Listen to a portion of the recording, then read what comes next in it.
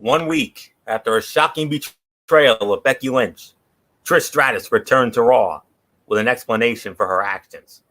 The Hall of Famers address to the WWE Universe headlined a broadcast that also saw Bobby Lashley challenge United States Heavyweight Champion Austin Theory. Seth freaking Rollins returned to in-ring action against The Miz, and Brock Lesnar makes his first appearance since his shocking assault of Cody Rhodes 2 weeks ago. Welcome everybody to Ridiculously Raw, the most must-see show on YouTube on and streaming.com today. I am your host Anthony Floyo, joined as always by good old MF Michael Fletcher. We are awaiting the presence of the phenom Michael Bullock. If he comes in, we'll catch him up on what he missed. If not, then we'll hopefully have him back with us Wednesday night for Wednesday Night Madness. But let's not waste any more time. Let's dive right on in. We got a big show tonight. We got Monday Night Raw as always, and then special Tony's Take. I will be giving you my review of the Impact Wrestling Rebellion pay-per-view that went down last night. History was made in a number of ways. Newsworthy show. Got a lot of things that came out of that. But first, Monday Night Raw. Live tonight from the Simmons Bank Arena in North Little Rock, Arkansas on the USA Network. And we started it off with the Bloodline minus Roman Reigns. You had Paul Heyman, you had the Usos, you had Solo Sikoa. And then all of a sudden, here come the Judgment Day. We're like, okay, what's going on here? Well, it may not quite be like the merger from 1999, around this time back in 99, when the corporation and the Ministry of Darkness came together to form the corporate ministry. No.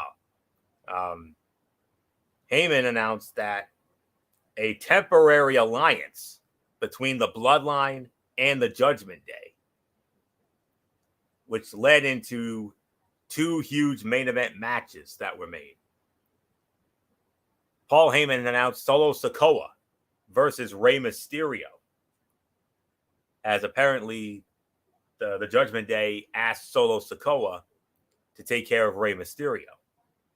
And then the main event that was set up, a 6-man tag team match with the undisputed tag team champions Kevin Owens and Sami Zayn teaming up with Matt Riddle to take on the Judgment Day. And the Judgment Day recruited by the Bloodline, specifically the Tribal Chief Roman Reigns, to take out KO, Sami, and Riddle. That's later on. But 2-for-1 deal as it led into our first match of the night, which was Rey Mysterio squaring off against Solo Sikoa. And Solo Sikoa winning the match in 12 minutes and 35 seconds. Great start to the show here. Great start. This was really well done. Jey Uso taking exception to the fact that he and his brother Jimmy were not in the know of the partnership further teases the Tribal Chief's displeasure with the Usos. Rhea Ripley fearlessly following Solo around the ring was great stuff too, and continued to put her over as one of the biggest badasses in WWE. The partnership makes sense and sets up two huge matches, but perhaps more importantly, plants the seeds for a program that can dominate WWE television in the future. Fans have a history of eating up battles for dominance between established factions, which Roman Reigns was a part of as 1/3 of the Shield in their war with the Wyatt family a decade ago. As WWE bides time for Rhodes versus Reigns 2, there are worse options available to Triple H and WWE Creative than Bloodline versus Judgment Day. The Usos are getting that megastar pop, proof that the Bloodline story has been unequivocally beneficial for Jimmy and Jey. Paul Heyman teased history unfolding tonight before the Judgment Day interrupted him. Heyman said it's a very good day to be a very bad guy. If there's a heaven, none of us are getting into it. He continued before stating a partnership between the two factions was conceived of by Roman Reigns. And Rhea Ripley following Solo, always standing across from him in a show of fearlessness. Chants of Rhea followed. And then Paul Heyman announced Judgment Day versus Matt Riddle, Sami Zayn, and KO for later tonight. Then added that Solo Sikoa would battle Rey Mysterio to start the show. For the Rey and Solo match, it was another. I'll tell you what. Solo with that amniotic spike, scoring the decisive pinfall against the Hall of Famer. In doing so, he ensured the Bloodline held up their end of the deal with the Judgment Day. Another and a post-match beatdown that left the entire LWO lying only helped matters and put pressure on Finn Balor, Damian Priest, and Dominic Mysterio to reign supreme in the main event. This was another quality victory for Solo, who continues to look like an unstoppable force and the guy who may very well pose the greatest threat to Roman Reigns before all is said and done. As we have seen before with Triple H and Batista during the days of Evolution, the overconfident faction leader who takes the silent assassin type for granted typically does not fare well. Overall, second strong segment early in this show. Ray rallied heading into the commercial break, taking Solo to the floor and creating some separation after a suffocating start to the match by the Enforcer.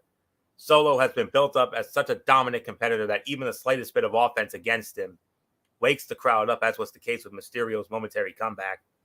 Solo kicking out of a 619 splash combo to the dismay of the fans. The Usos appeared, distracting Ray until the LWO jumped the guardrail and wiped them out. And that was all she wrote. So 3.5 stars for the match. A very good way to start the first 30 or 40 minutes or so of Monday Night Raw with that great promo segment to start it. And then an equally great match with Rey Mysterio and Solo Sikoa. That was easily 3.5 stars. So not much more to say on this. So good old MF Michael Fletcher, come on in. 2-for-1 deal here. Temporary alliance between the Bloodline and the Judgment Day, which screams of what we saw 24 years ago when we had the corporate ministry. And then Ray and Solo with a great matchup. Solo winning in 12:35. What a way to start off this night tonight. You can go 24 years ago, but I want to go even further back. I want to go back to the days of WCW and Paulie Dangerously's Deadly Alliance, because that is what we witnessed here tonight. This is, if this would have been played perfectly, this would have been Deadly Alliances 2.0 by the standards of, and the standards of what Paul Heyman was working with and the crew. Now, for Rhea Ripley to go right into the face of Solo Sikoa, I mean, that's ballsy. Really ballsy by the SmackDown Women's Champion. But she wasn't intimidated. As a matter of fact, she was following him the whole time. And yeah, she wanted it. She's like, you think you're the leader? You think you're the alpha of your group? All right, alpha. You wanna be an alpha? Let me see let me lean off you. Let me see what you got. What do you know? So that's why she was following him around. Now, was that creepy? All right, yeah, maybe. But sometimes when an alpha sees an alpha and wants to learn some, little things, trick of the trade, as they like to say, why not? That's what, and now I'm going to use a sports analogy. That's what Kobe Bryant did for Michael Jordan. That's what Kobe Bryant was doing with Michael Jordan. He wanted it to know everything. Wanted to know everything. Why? Because he had that dog mentality. Rhea Ripley notices that Solo Sikoa is an alpha. So, an Omega wants to learn from an alpha. All right, what do you know? What can I do? I want to read. I need to study. I need to know. What is there that you got that I don't know about being, a big-time player? I think that could be very interesting. And if they played that angle, that could be very interesting as a storyline on its own. Now, yes, the Usos definitely now out of the loop, and they didn't know anything about this. That is more of a storyline, because now you're starting to notice that the Usos are starting to be shaded away, starting to be left out in a lot of important decisions and a lot of important things from the tribal chief. That means Roman Reigns is really not happy with them right about now. That almost makes me wonder. And it also makes me wonder now, is the Usos really gonna win that fight against Sami and Owens now? Because if you really want to really start this quote unquote implosion, why are they talking with the Judgment Day about a possible alliance? Why are you working with them where you have somebody right now in that, in your own camp? Are they thinking that Roman feels that they're not going to succeed, that they're going to fail, and maybe they're looking at Dominic, at Balor, and at Damian Priest as maybe a team that could get the job done, win the undisputed tag team titles, because he got no faith in the because he probably now has no faith with the current champions at the moment? I don't know, Anthony. This has gotten very interesting, to say the very least. Nothing more to say. It's yours, my brother. All right, MF. Let's set you up for what we had up next. We had the Raw Women's Champion Bianca Belair squaring off against Dakota Kai, and Bianca Belair winning the match 9 minutes and 55 seconds. MF, nice momentum for the Raw Women's Champion as she knocks off Dakota Kai, but somewhere down the road, she's got that title defense against Io. Oh, what a match that's going to be. Yeah, it's definitely going to be a very interesting matchup. I get it, and a lot of fans are not happy. Well, a lot of fans are waiting for the Io match. I think Io's really going to push her to the limit. She's going to push Bianca, but the thing is that right now, Bianca's just too hot. She's too powerful. So I just don't see her losing the title. If there was ever a time where Bianca could have dropped the belt, it was WrestleMania. But after she successfully defended the title, I don't know, man. I honestly don't see anybody right now as a major threat that could take the belt from her as of right now. Just honestly, truthfully. Nothing more to say. Florio, is yours. As far as the match goes, it was a solid 2.5 to 3. Yeah, 3. I'm going to be a little more generous on this. 3 to 3.25 for this match. For me, this was Dakota Kai's best one-on-one showing since she returned to the company back at SummerSlam last year. Not to mention one of the few. She was presented as someone who could present Belair with a challenge thanks to her quick thinking and ability to escape signature moves, but ultimately failed to produce the win. You noticed that ringside, Bayley paced and appeared to be frustrated, annoyed even, that Dakota Kai could not put away the Raw Women's Champion, or perhaps more so that she knew she could have.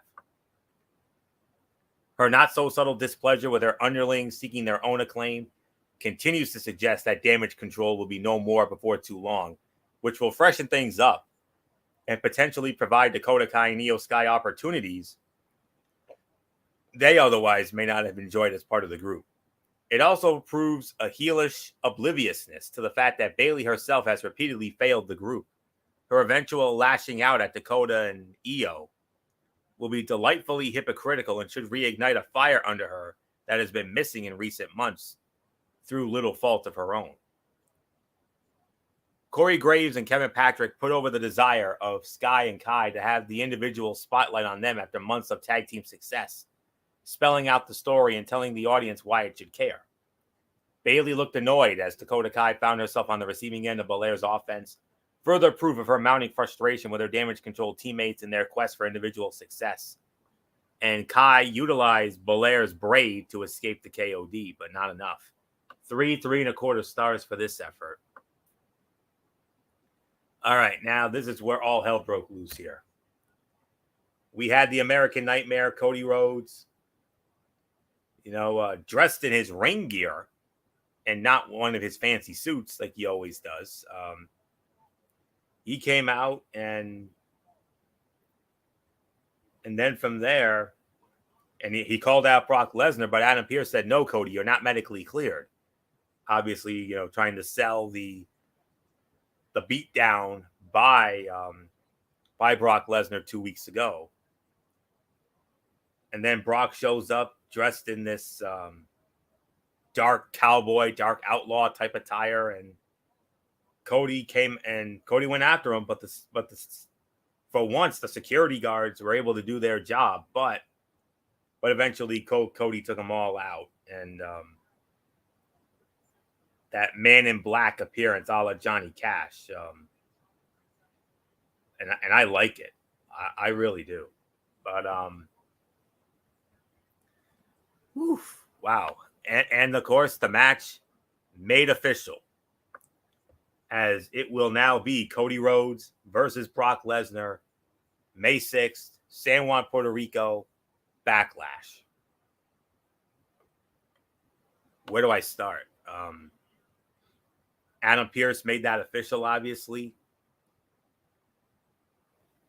What the American Nightmare was unable to do was get his hands on the Beast Incarnate, as the WWE officials, as Adam Pearce summoned security to prevent a physical altercation, citing Rhodes being medically unclear to be on the show tonight. But it did not stop the uber popular babyface from trying, though, as he unloaded on security and literally launched himself at his Backlash opponent, coming up just short of getting his hands on the man that assaulted him 2 weeks earlier. The fire shown by Cody kept the crowd behind him, even as the megastar Brock Lesnar walked onto the stage. The booking here was super effective. The excuse for not touching was Adam Pearce's precautions and the presence of security. It was not put on Cody, who was ready and willing to throw hands, but was prevented by outside forces. The fans sympathize with the babyface, want to see him avenge Lesnar's beatdown, and will be behind him when he finally gets his hands on him. That Brock Lesnar played the role of cerebral antagonist, standing by and watching with a smile as Cody tried to get to him desperately, only helps make him more unlikable and the clear villain come Backlash. Another strong segment and a string of them on this show. A departure of sorts for Raw, which is typically a bit more all over the place. No suit for Cody means it's going down. And Cody said, "I know exactly what I want to talk about and who I want to talk to, so go ahead and bring yourself out here, Brock Lesnar." And Adam Pearce informed Cody that he cannot fight Brock because he is not medically cleared to be on Raw tonight. And then Adam called on security to escort the American Nightmare out of the arena. Adam implored Cody Rhodes not to fight and offered him a match on May 6th at Backlash. Cody responded by unleashing on the security guards with a steel chair. Rhodes attempted to leap over security to get to a taunting Lesnar, but was caught and held back to end the segment. And Cody simply put, "You are not a cowboy. You are a coward." Mic drop. Whew. Great segment. And I know there was a lot of us that are still, fuming over the fact that Cody didn't win the title at WrestleMania. But the one major caveat, and I caught a snippet of the Road Dogs podcast recently, and he made a great point when he said that, if you just give him the title, then he didn't really overcome any adversity. And now Cody's finally having to overcome that adversity. I mean, this is, he loses the match because of Solo, gets the hell beat out of him by Brock Lesnar the next night. And now he's got to go through Brock Lesnar, which I think we're all in agreement he's probably going to. And then slowly but surely start the road back to Roman, which with the way it's going is very likely going to be possibly at SummerSlam. So, but I know they'll find a way to get there. But boy, howdy, you could certainly make an argument for segment of the night honors here. I mean, after that great segment with the Bloodline and the Judgment Day, and this, so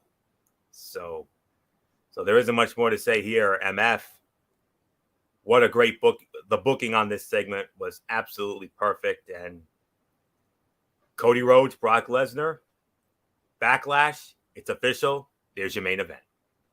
Yeah, and the thing is, I'm all in now.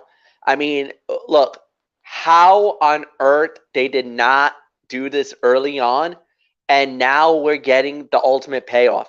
This is exactly what we wanted. This is exactly what we needed.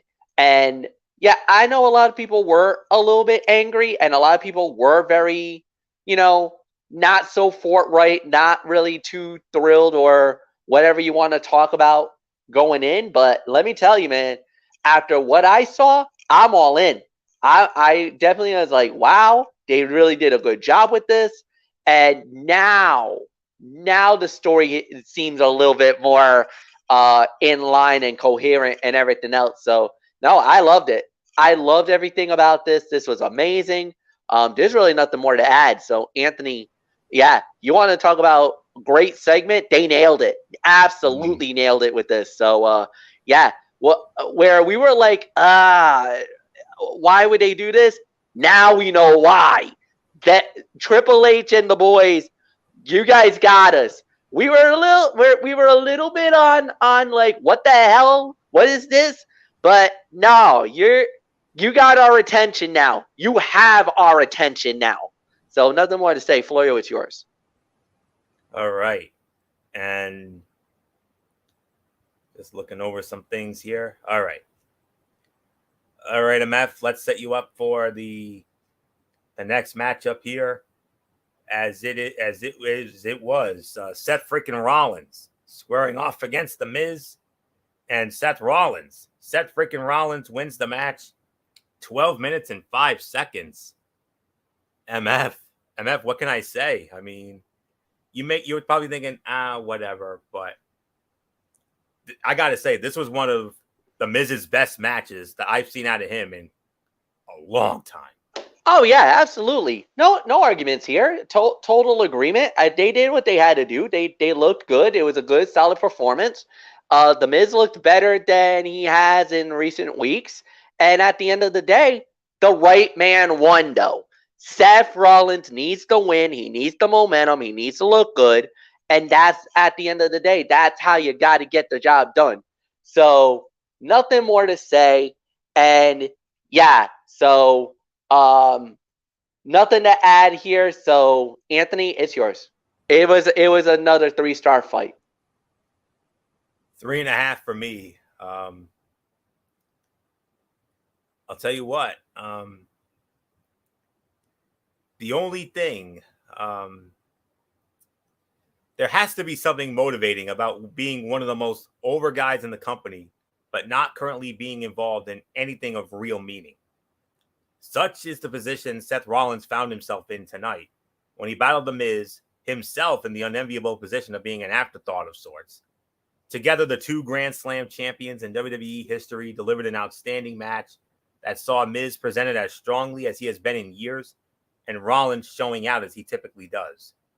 The only thing that hurt this is the lack of story behind it or meaningful inclusion in any major ongoing story for either man. They are both clearly in holding patterns until the WWE draft, which begins 11 nights from now on April 28th on SmackDown in Corpus Christi, Texas, and then continues on the 1st of May on Raw. But that did not stop them from daring any other superstar on this broadcast to try and top them. Great stuff on a Raw that was clearly cooking at this point, unlike 2 weeks ago. Miz attacked Rollins prior to the bell. That's something that I do believe good old MF Michael Fletcher and Gorilla Monsoon would call a Pearl Harbor job, if I do say so myself there. So unleashing a more intense side of himself as the commentary played the disrespect card, something we have seen applied to the Hollywood A-lister to varying degrees of success over the years. Miz utilized the code breaker to Rollins, who was propped up in the corner in a fresh spot. Miz scored a dramatic near fall after getting his knees up during a frog splash and rolling Seth up for 2. And then Seth found himself trapped in the figure 4 as Miz attempted to capitalize on the left knee he had just damaged. But sleeper fight of the night, 3.5 stars. Very well done, to say the very least. Next up, we had the non-title matchup. The United States Heavyweight Champion Austin Theory squaring off against Bobby Lashley. Fight gets thrown out after an even 12 minutes because of Bronson Reed. Bronson Reed attacks Bobby Lashley. This is inarguably the best Bobby Lashley that we've ever seen. And Bronson Reed is a very talented heavyweight with experience competing around the world. Pairing them up and letting them beat the hell out of each other in some good old-fashioned Haas fights is something that fans should be here for. Best of all, it keeps Lashley busy with something meaningful and helps elevate Reed by association. Working Theory into the mix where he could potentially take on Reed as an associate or bodyguard after he was so willing to assist him in escaping the Hurt Lock only adds another layer to what appeared to be a just because match a week ago. This was another hit. Kevin Patrick recalled the rivalry between Lashley and Theory, then revealed that the former said that with the WWE draft approaching, this might be the last time he gets his hands on the United States Heavyweight Champion. Little details like that add to a match like this that is not necessarily fresh. Corey Graves effectively put over the cerebral, prepared game plan of Theory as he out-wrestled the Almighty. Theory narrowly kicked out of a modified Dominator, preserving his title reign for the time being. Bronson Reed came from out of nowhere to splash both champion and challenger in the corner before focusing his attack on the ladder. Theory broke up a Hurt Lock on Reed with a drop kick before slithering away. Reed delivered the tsunami to Lashley, ending his beatdown of the former WWE champion. Now, you would normally be tempted to call NA here, but this was another 3.25 to 3.5 star match. The match was too good for this to be called an NA because, yes, there was a screwy finish, but it made sense. It adds to, we have something to build off of now. Bronson Reed and Bobby Lashley ain't done with each other by a long shot. They're going to square off again. Possibly Backlash, maybe Puerto Rico. Brace yourselves if that's the case. And we got to make sure the ring is especially reinforced for that one. So, yeah, another MF and Gorilla nods. So there isn't much more to say here. MF, normally we frown upon throwaway finishes, but this is one of those rare times where we're actually okay with it because, hello, storyline progression. Papa H is known for this. Yes, Papa H. Slow burns, meaningful storylines, storyline progressions. This is like NXT back the black and gold brand back in the day when he was running it, and now we're getting to see it right before our very eyes. So no, I think they did a really good job with it. Solid for what it's worth, and really nothing more to add. I mean, yeah, 3.25, 3.5, solid, good. And Florio, what's yours? All right. And next, it was another in-ring segment. This time it was the Hall of Famer Trish Stratus coming out with an old cowboy hat on. I mean, that definitely brings back memories, obviously. And Trish cut the promo, and MF, all I can say is tonight, what we saw from Trish tonight, that was the Trish Stratus that I fell in love with way back when. Right there. Vintage Trish. Oh. That was a vintage Trish Stratus, man. Oh. She basically laid it out. She laid everything out on the table. I attacked Lita. I was the one that beat her down. I had the hand in that. 2, I'm no lackey. I may not like, I don't like Becky Lynch. I'm not a backtracker. I'm a trailblazer, and the whole 9 yards. This was Trish at her best. This is the Trish Stratus we know. This is the Trish Stratus we love.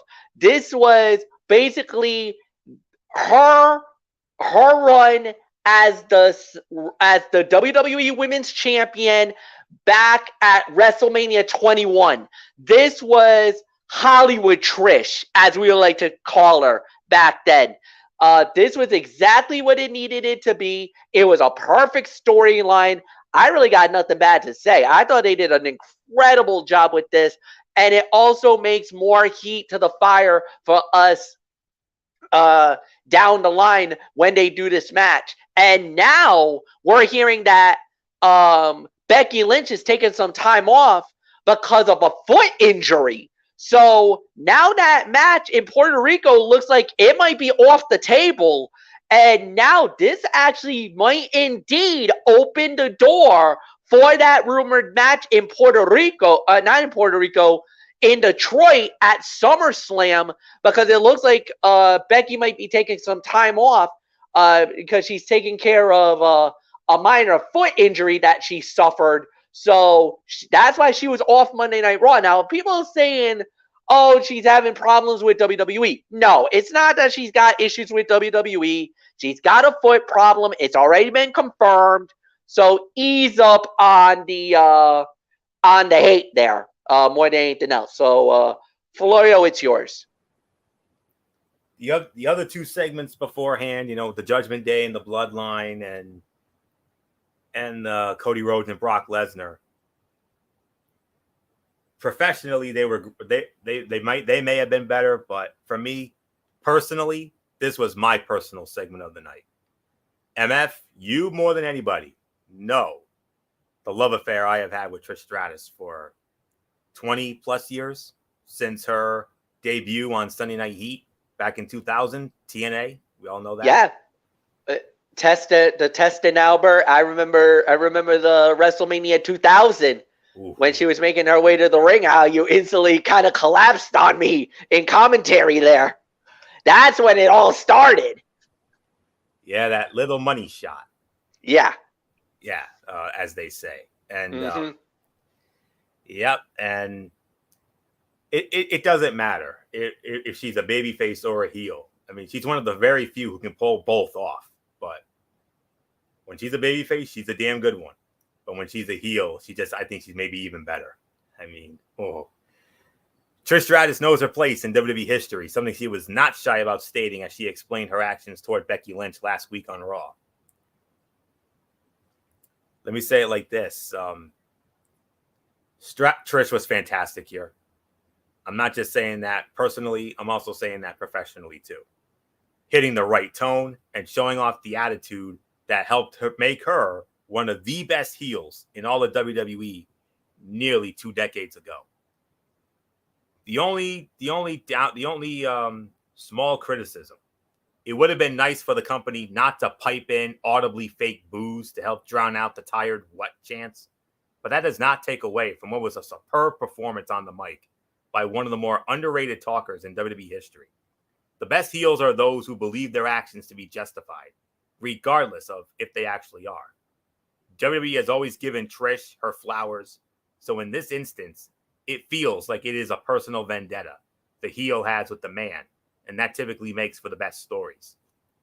More of this from Trish and the production team will not have to utilize the distracting can boos. Trish said, when I first started in WWE, the women's division was a joke. I agree with that. I was the first woman to make you people give a crap about the women's division. Without me, there would be no women's revolution and certainly no women in the main event of WrestleMania. Yes. True. Agreed. Amen. What you should have been chanting was thank you, Trish. Trust me, if I was there, I would have. Trish Stratus is nobody's sidekick. She also admitted to taking out Lita. She said, I took out Lita. The reason I needed Lita out of the picture is because I needed it to be crystal clear that the person who screwed Becky Lynch out of her titles was me. She said, I'm not a nostalgia act. I'm not your childhood fantasy. And I'm damn sure nobody's sidekick. I am the most important figure in the history of WWE. And I am here to make sure none of you forget it. I never did. MF never did. So, and I know if Michael Bullock was here, he wouldn't forget it. If Dee Dee Woodson was here, perhaps she wouldn't forget it either. There will be somebody here that definitely will have a gripe about these comments. I know someone who is very loyal to Becky Lynch. So I know this will really trigger somebody who is very close to me, who I know very well. And they're going to be triggered by these comments. I'm telling you right now, that person will not be liking what Trish said, because there's going to be a little bit of some, let's just say, some eyebrow raising, and there's going to be some disagreements on everything Trish says. Even though Trish is right about a lot of the things she said, she is very right, but there's going to be some poking of the holes, as I like to call it, on Trish's story. But, you know, like I said, but she was spot on with like I said, the promo she made was one of her best. And then again, it's Trish freaking Stratus. This is why she's a Hall of Famer, people. This is why she is a Hall of Famer. She knows how to work the crowd, and she did it excellent tonight. And MF, you better than anybody know that starry-eyed look I always had when Trish came. Oh yeah. That same look I had as a 16-year-old going on 17-year-old young man when she first came out. 39 going on 40. I had that same. You still have it. That same look. It's nostalgia, folks. I mean, that's all we can say. When you see somebody who can still do it at their age 47. and do it with the longevity and the greatness and what they do, not many superstars or not many wrestlers that we can say legitly has that kind of amazingness, as we would say. Trish does, and she still delivers time in and time out. I can't wait to see her. Even Lita. That's why we were when they were saying you still got it. That is exactly what it is. It is a testament to Lita, a testament to Trish, a testament to all of the great women who still does it.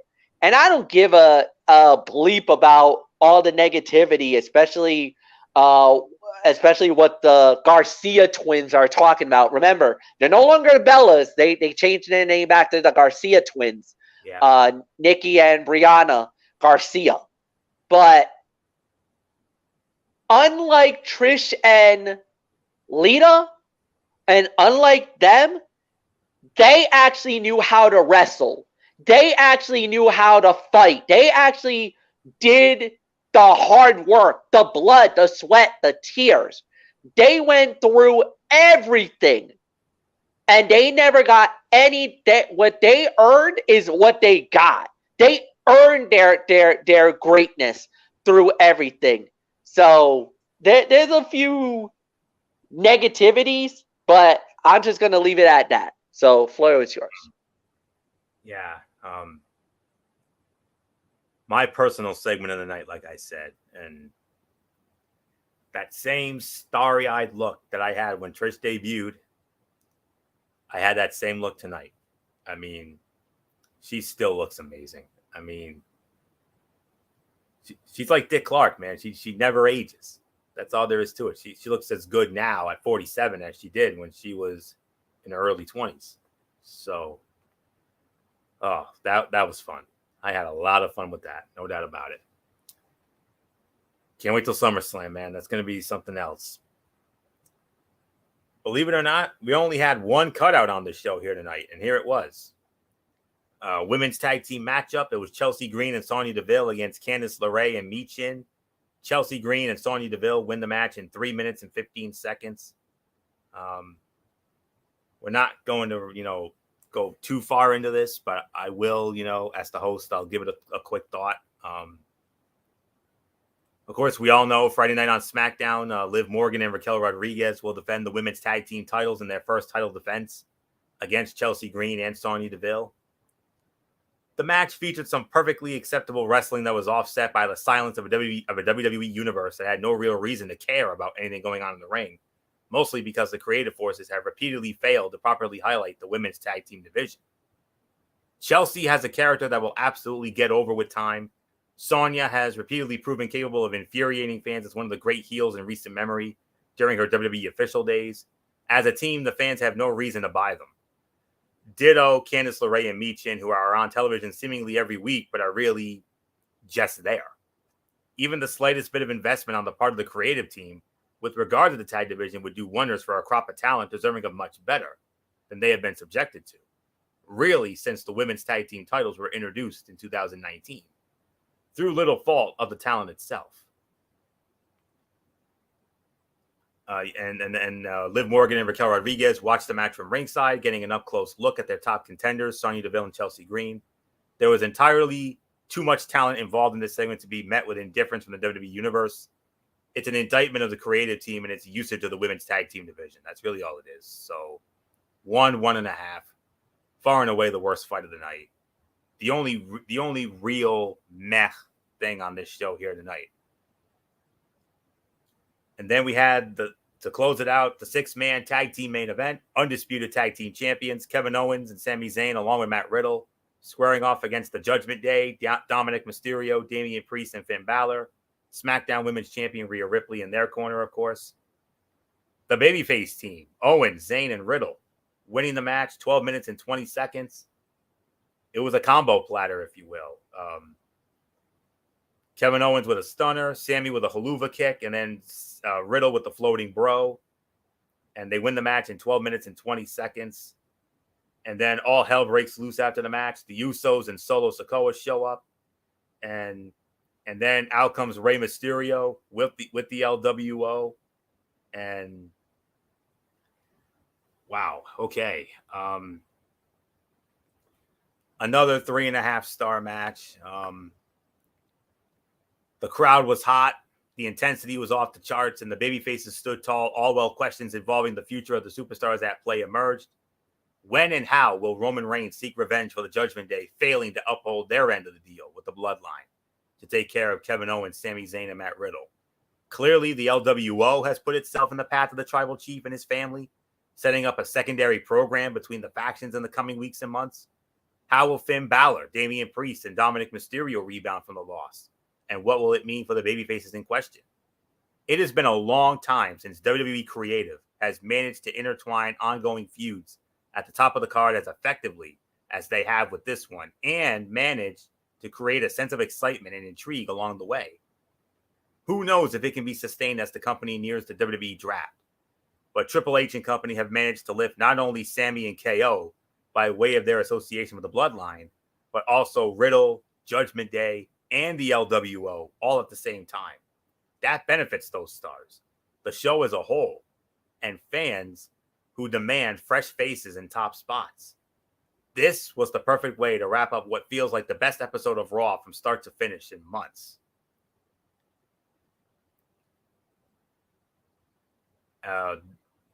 Rhea Ripley wiped out. Rhea Ripley wiped out Kevin Owens at ringside, and Damian Priest chokeslammed Riddle on the ring apron as the show headed the commercial break.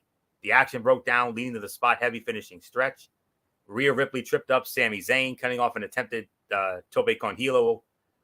She was immediately ejected from ringside by referee Chad Patton, or I should say Raw senior referee Chad Patton.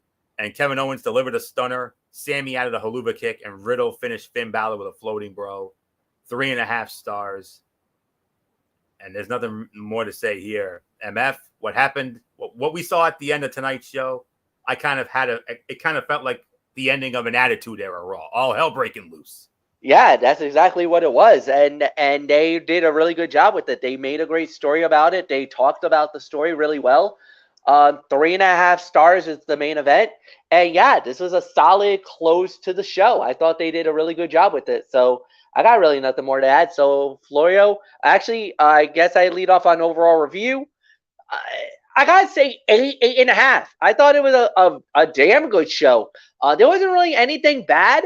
I think we only had like one bad match, but I thought the segment-wide good, solid to good. but the first 40 minutes was amazing. The main event segment was great, and I got a really sneaky feeling that Michael Hayes probably was the producer of this. We'll find out tomorrow who did what segments, but I got a feeling Michael Hayes was the producers of the opening segment and the main event. And if he is, give him his flowers, give him a pay raise, whatever you want to do. Michael P.S. Hayes has been the best producer of WWE, bar none. He's been responsible for the Bloodline storyline, and he's been killing it since the very beginning. So nothing more to say. Florio, it's yours. Well, MF, there isn't anything left to say on that except that you nailed it. I know I may be a raw homer here, but I'm gonna raise it up just a little bit. I'm gonna take it up. I'm gonna kick it up a notch, like as Emerald would say. 8.5 to 9 out of 10. This was a fantastic Monday Night Raw here tonight. Everything.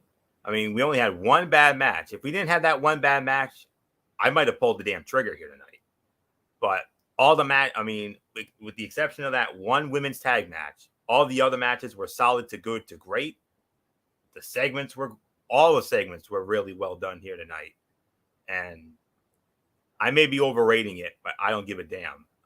8.5 to 9. I mean, I honestly had no idea that I was going to be giving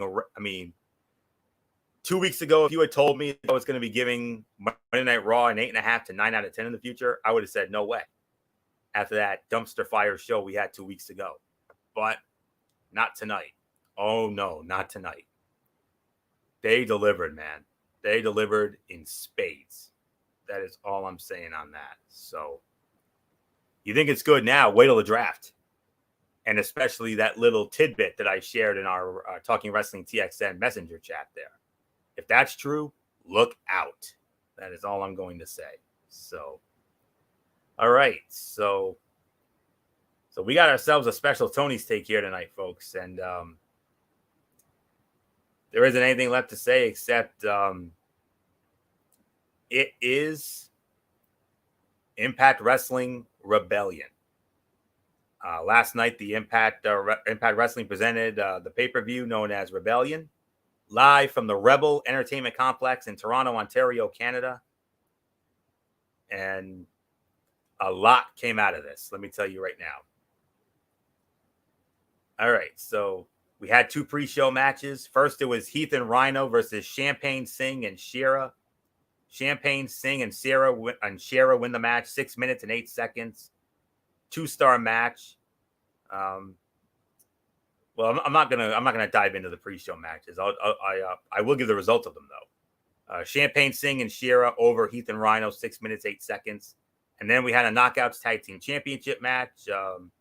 The champions, the Coven, Taylor Wilde and Kylan King, defending against the former champions, the Death Dolls, Jessica and Rosemary. And the winners of the match in 9 minutes and 38 seconds, and still the Knockouts Tag Team Champions. It is the Coven, Taylor Wilde and Kylan King. Now let's get into the main card. And we started it off with the Ultimate X match for the World Tag Team Championship. The team now known as ABC, Ace Austin and Chris Bay, defending against the former champions, the Motor City Machine Guns, Alex Shelley and Chris Sabin. Winners of the match in 13 minutes and 7 seconds, and still the Impact World Tag Team Champions, ABC, Ace Austin and Chris Bay, 3 3/4 of a star. Ultimate X, we all know it's one of Impact's staples. It was good for what it was. It'll be interesting to see if the miscommunication between Shelley and Sabin leads to anything. Ace Austin and Chris Bay are both damn good and make a damn good tag team. So that's all I'm going to say on that. 6-man tag team match, Dirty Dango, Joe Henry, and Santino Marella wrestling his first match in 9 years, squaring off against the Design. It was actually a 4-on-3 handicap match. Dango, Henry, and Marella against the Design. All 4 members, Diener, Angels, Khan, and Callahan. And it is the Babyface team actually won the match in 10 minutes and 47 seconds. 3-star match. Not much more to say on that except Santino looked halfway decent. So I'll say it like that.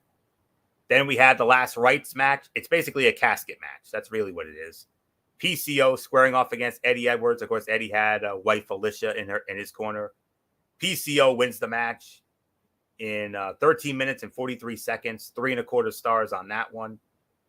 Then we had the three-way elimination match for the X Division Championship. Champion Trey Miguel defending against Jonathan Gresham and Speedball Mike Bailey. The winner of the match, 13 minutes and 52 seconds. And still the X Division champion. It is Trey Miguel. 3.5 stars for that match. Then we had the Hardcore War. Team Tommy Dreamer versus Team Bully Ray. Team Tommy Dreamer was Tommy Dreamer, Bhupinder Gujar, Frankie Kazarian, Yuya Uemura, and Killer Kelly. Going up against Team Bully Ray, which was Bully Ray, Brian Myers, Kenny King, Moose, and Masha Slamovich. The winners of the match in a total time of 25 minutes and 9 seconds. Team Dreamer wins the Hardcore War. 3.75 stars for that effort. And then we had the two big ones, the two big main events, which we were guaranteed new world champions on both sides of the coin. First, we start off with the battle for the vacant Impact World Heavyweight Championship. Kushida squaring off against Steve Macklin. But before the match even started, David Penzer announced, he said, "Please welcome your special guest commentator." I'm like, guest commentator? Guess who's back in Impact Wrestling and MF? If you want to chime in on this, feel free. You know this gentleman very well, as do I. He's back in Impact Wrestling. The national treasure himself, Nick Aldis. Wow. MF comment? There's nothing to say. I know we know him as Brutus Magnus back in Impact Wrestling, but Nick Aldis, the national treasure, the greatest NWA World Heavyweight Champion that the company has ever had.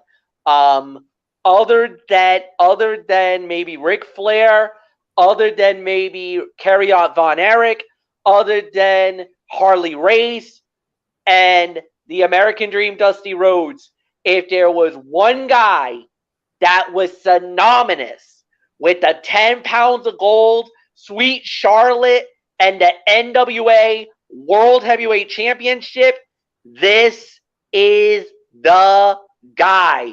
For our generation, Nick Aldis was by far the greatest NWA World Champion because he held the belt for, I believe, 2 or 3 years running before he finally got the belt taken away from him by the American Nightmare Cody Rhodes at the All In. That was the first time that they did it.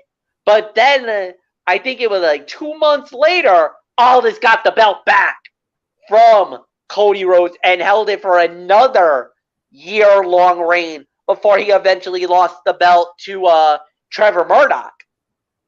Believe it or not. And now he's back in Impact Wrestling, and we all remember how great he was there too. Yes. Former tag team champion as part of the British Invasion with Douglas Williams, and of course also a multi-time Impact Wrestling TNA heavyweight champion, including beating Jeff Hardy in that Dixieland match December of 2013. But yeah, I'll have more on him in a second, because here it was Kushida versus Steve Macklin, the vacant Impact World Wrestling World Heavyweight Championship that was vacated by Josh Alexander, ending his record reign. The winner of the match in 18 minutes and 28 seconds, and the new Impact Wrestling World Heavyweight Champion, Steve Macklin. Called that one. 3.5 stars. Great matchup. But I said I had more on Nick Aldis than I do, because after the match, Steve Macklin wanted Scott D'Amore to present him with the belt. He eventually did, but Steve Macklin attacked Scott D'Amore after the match. That prompted Nick Aldis to come out from behind the broadcast booth, and he stared down Steve Macklin. I think we got Steve Macklin's first challenger for the World Heavyweight Championship. Oh my goodness, what a match that's going to be when that goes down. Oh my goodness. And then the main event of the evening for the vacant Impact Knockouts Championship. Battle of two former champions, Jordynne Grace versus Deonna Purrazzo. Winner of the match in 17 minutes and 5 seconds. And the new Impact Wrestling Knockouts champion is the Virtuosa. Deonna Purrazzo wins the title in the fight of the night, 4 stars. And they had a code of honor moment afterward. You got to love to see that. And with that, we have another golden couple in professional wrestling. Because as you all know, some of you may know this, some of you may not. Steve Maclin and Deonna Purrazzo are romantically linked in real life. So we have ourselves a true king and queen of Impact Wrestling. Steve Maclin, the new World Heavyweight Champion, and his girl, Deonna Purrazzo, once again, the Knockouts Champion. So, and did you see that photo earlier? Those are your new faces of Impact Wrestling. They're going to hold those titles as long as they want to. You know that. 7.5 to 8 out of 10 for this show. Impact just keeps doing their business and producing good shows with whoever they have at their disposal. It was a damn shame that Josh Alexander and Mickie James had to vacate their titles when they did, but we got some good matches on this show out of that. And now Impact has Nick Aldis back in the fold, who arguably does a better job of being a world champion type character than any current wrestler. And I'm going to tell you something about Impact Wrestling. This is going to be an interesting brand to watch for the remainder of 2023 for many reasons. These folks know how to utilize their talent better than most. So that's all I can say on that. So that was easily a 7.5 to 8 out of 10. And by the way, they taped they did a taping of Impact Wrestling tonight. So interesting stuff coming out of that as well. So we'll see what happens with the Fallout Thursday night. And they also announced some future show dates. May 26th, it'll be their Under Siege special. That'll be on Impact Plus and all that. And then 2 weeks later, they're going to present Against All Odds on June 9th on another Friday night. And then Saturday night, July 15th, will be the Slammiversary pay-per-view from Windsor, Ontario, Canada. And then, of course, we're also going to have... Now, you all remember during WrestleMania week, they had that show in New Japan. Well, guess what? Because that show was so successful, we're getting another one. It's going to be Multiverse United 2. And that's going to be on Sunday, August 20th. And then August 27th, Impact Wrestling has another event down the road is on Emergence, I believe it is. So man, a lot of big things coming up. It's going to be very exciting to say the very least, and we're all here for it. So yeah, Under Siege on May 26th, July 9th or June 9th, Against All Odds. Slammiversary Saturday, July 15th. Multiverse United 2, For Whom the Bell Tolls, Philadelphia, Pennsylvania, on pay-per-view and Fight TV. Impact Wrestling in New Japan. And MF, all I can say is, if we're getting another Impact in New Japan show, there's one name in particular that I really want to see on that show, and that's the Rainmaker. Yes, I know. But I do want to let you guys know on something. I know where the location is. Yes. 2300 Club in Philadelphia. If you know that place very well, if you know it by heart, you're thinking 2300 Club. No, it can't be. It is. ECW the original ECW Arena. Oh, let's go. This was the place. This was the home. The land of the extreme this was the spot. You know, when they talk about the original bingo hall and all that stuff, that is what this place is. This is where the Multiverse United will be held. 2300 Club, South Philadelphia, Indy, Philadelphia. Florio, Yeehaw. ECW territory, Impact and New Japan are invading. Sunday, August 20th. Mark that down. Yep. And then the following week, and by the way, that August 20th show, that will be on pay-per-view and Fight TV and the whole nine. And then August 27th, Impact Wrestling is going to return to the Rebel Entertainment Complex, which the Rebellion pay-per-view was held last night. And it will be for a special Sunday night Impact Plus special, Emergence, on Sunday night, August the 27th. So I gotta say, I gotta give it up for Impact Wrestling, man. They've been putting out some pretty damn good shows lately. I've been getting a lot of positive buzz from Impact Wrestling. You know, I kind of feel like, you know, since Scott D'Amore has taken over and, you know, started to really work and do kind of the thing for the company, I've been thoroughly impressed with the way that they've been working lately. So yeah, I've been very, very impressed with Impact. I've been, you know, I've had my watchful eye on it. I'm not saying I'm a diehard, you know, person that's been watching the episodes, but I've been having my eyes on it for a little bit, and like you said, I've been very impressed with their body of work lately. I know you probably don't watch the Impact Plus shows like I do, but yeah. But I'm sure you'll probably try to go out of your way somewhat for Slammiversary, because Slammiversary, obviously one of their biggest shows of the year, probably their second biggest behind Bound for Glory. That'll be on Saturday, July 15th. But I know which show you're secretly looking forward to, and that's that second show with New Japan on August 20th. I mean, that's going to be oh man, you thought that that show they did WrestleMania week was something? What's that show going to be like? Especially at the old ECW arena with that rabid fan base. Oh yeah. And these fans they love their wrestling, man.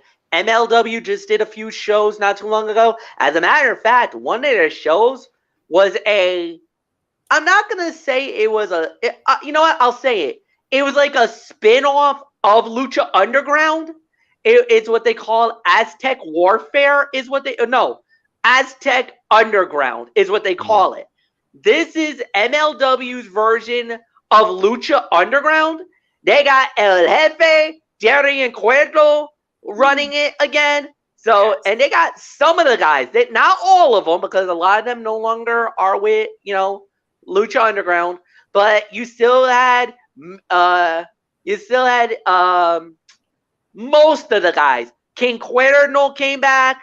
I'm trying to think of not, like I said, it's still not the same, but there were a few guys from Lucha Underground that's in this Aztec Underground. Like Mil Muertes is back. He's doing something on the show.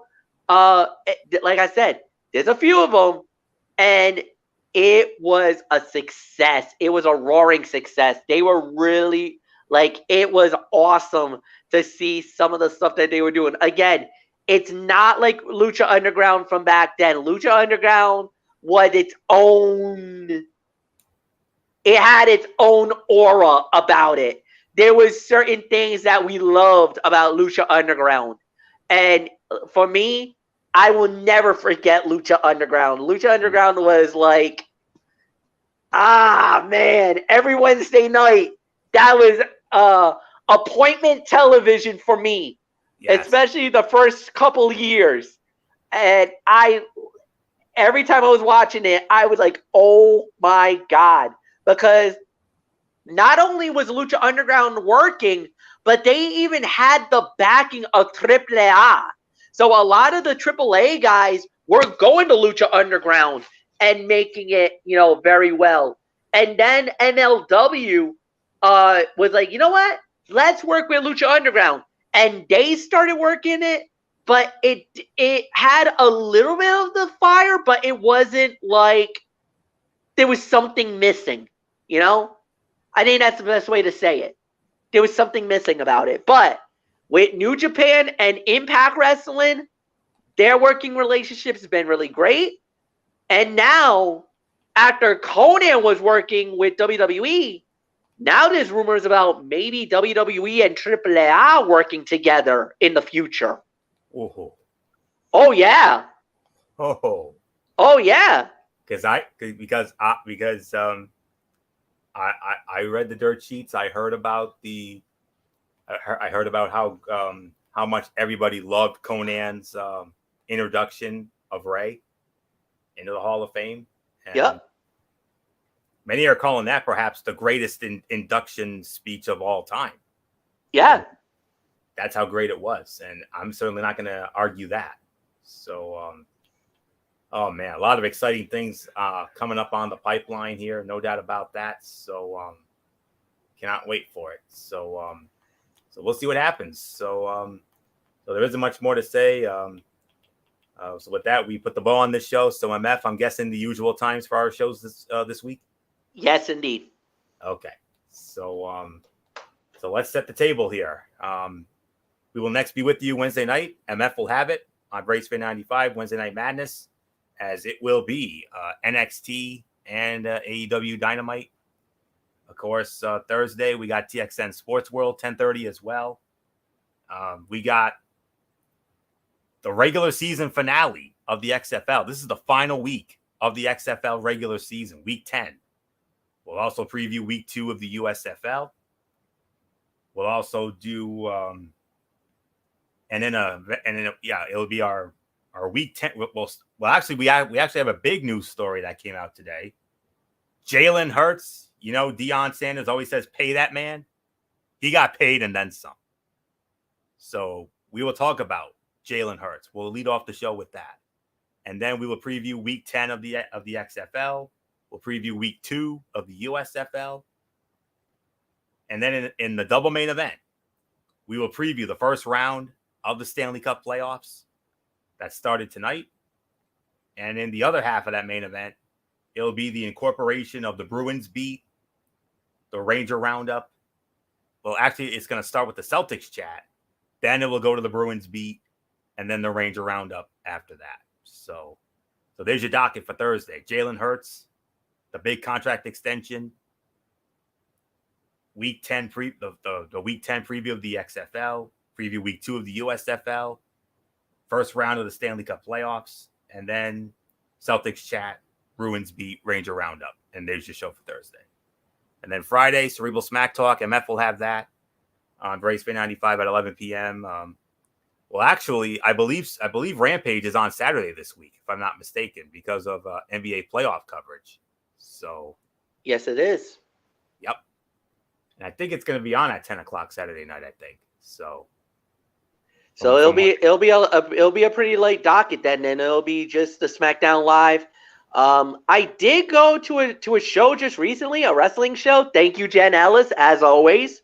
Oh. So I might talk about that, and of course, I also got some UFC stuff that I need to bring into the table as well. Alrighty, okay. So Friday night SmackDown, and then a double special, Mikey's Mindset. I met with some UFC news, and then that wrestling show that he recently went to. So yeah, and then of course next Monday night we do it all again for Ridiculously Raw. The only thing that's been announced, Bad Bunny is going to be in Chicago. Monday Night Raw next week is going to be at the IWC capital of the world, Chicago, Illinois, and Bad Bunny is going to be there. Should be very interesting. So with that, that'll put the bow on this. So until Wednesday night, for Wednesday Night Madness, this is Anthony Floyo here for good old MF Michael Fletcher, and in spirit, the phenom Michael Bullock, and of course, always and forever, the first lady of this show, Dee Dee Woodson. You know the routine, everybody. Thumbs up. Talk to you later. Yeah, throw the porch and four style. Bye for now, my friends. God bless. Be good to each other. Have a blessed couple of days. And until Wednesday night, for Wednesday Night Madness, you've been watching Ridiculously Raw right here on the Zone 25 on YouTube and streaming.com. And remember, my friends, no matter what anyone tells you, beyond anything else, wrestling is indeed actually real. For everybody who's been a part of this one, for now, Anthony Floyo. So long. Bye, everybody. Bye.